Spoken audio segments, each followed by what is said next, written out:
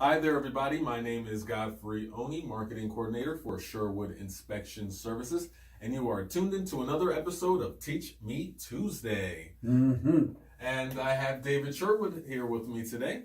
Hello, everyone. It's great to see you out there today.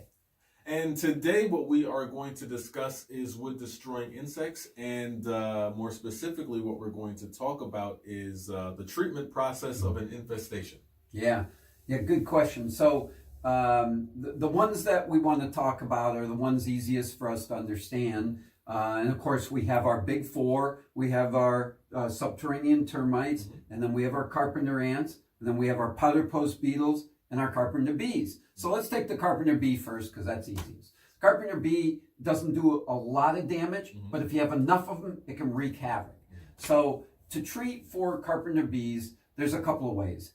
If it's just one or two nuisance, and let me tell you something little about carpenter bees that a lot of people don't know. Carpenter bees will act like hummingbirds. They can stand still in one position and just hover there for long periods of time. So if you're outside and you have one or two of those hanging around the house, and you'll be able to see them get up fairly close, their hiney is shiny. So shiny hiney, carpenter bee. Furry rear end, and it's a bumblebee. So if we take a look at the carpenter bees and the damage that they do, the treatment for that is you'll usually have it done professionally. They'll come with a pesticide that they'll spray up into their nesting area, and it will kill off the nest and kill off the carpenter bees. If you have one or two, you could plug the hole and paint over top of it. Oftentimes it's the bare wood that draws them because it's easier. It doesn't gum up as they start getting through the wood. I've seen them do it to wood and stains, but not very often. So best way to prevent that is paint the wood. Okay. And what sort of pesticides do they typically use? Well, there are varying pesticides, and getting into them can vary depending on whether you have a Terminex, which has their own brands, and various others. Not something that you can easily pick up on the shelf.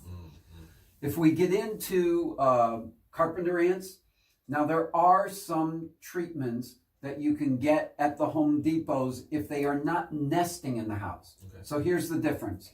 If you have a carpenter ant and you notice the carpenter ants trailing, best time to notice them is at dusk or in the evening, and you'll see them trailing into the house. They look like a train of ants coming in. That means they're nesting out in a tree someplace, and they're getting inside the house.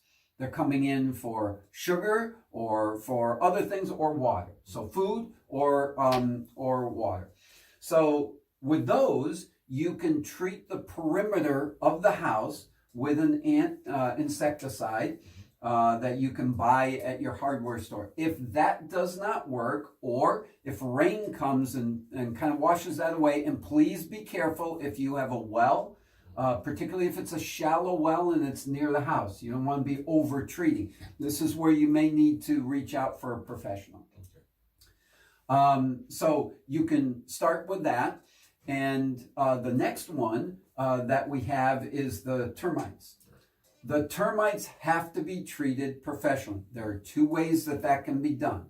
The first one is they will inject into the ground with a rod about the same size as the probe, although it's straight, and that goes down into the ground, typically about 36 to 38 inches, and it sprays out either a foam or a termiticide, which creates a barrier around the exterior, and then you'll do it inside. So you've got drill holes in the floor all the way around, and they will inject that in there, which creates the barrier that blocks the subterranean termites, which live 10 to 14 feet, usually below grade, to come up in the house.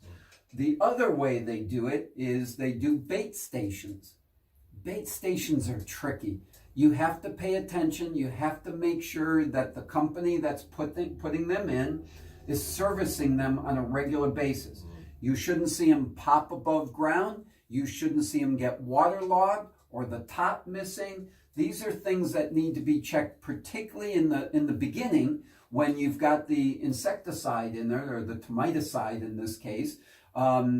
that they get checked once in a while, or regularly, not once in a while, and that they get replaced if they need to be, because what that's going to do is the termite takes it and brings it back to the nest to feed the young. And if it can't bring it back to the nest because everything's waterlogged, you're going to lose that whole protection. So the idea between the bait station is to be able to get rid of the termite colony that is underground nearby.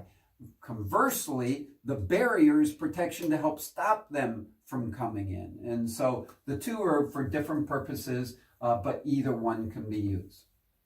Then we get into our last one, and our last one is the powder post beetle. So the powder post beetle is typically found in basements. They're sometimes found in other areas, and it's where the wood has gotten softened from humidity. Not usually wet from a leak, a drip leak. It's usually a large area where it's been humid for a long period of time, and then the powder post beetles get in, lay their eggs, and take the cellulose as they exit and do quite a bit of damage. Their leftover remnants is a powder, and it's fine like talcum powder, although it'll be tanner.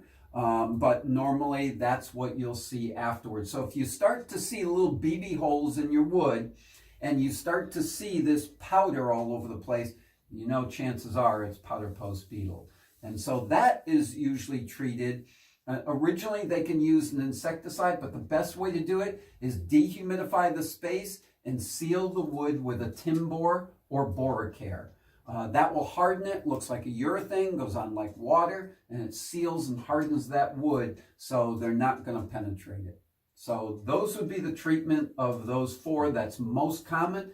There are other methods. Check with your professional if you have any questions.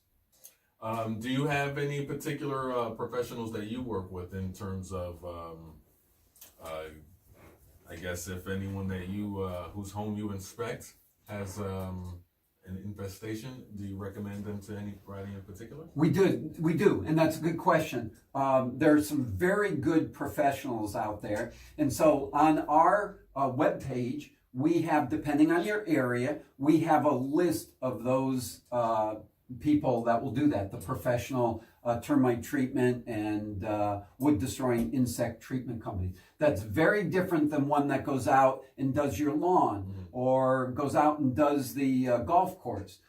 Those are called turf pest inspectors and professionals. We're talking about wood-destroying insect professionals. So yes, we have those, and we have those ready for you on our website. Go to sherwoodinspection.com and go to our vendor page, and voila, it'll be there to support you. And if you have any questions, make sure you call us.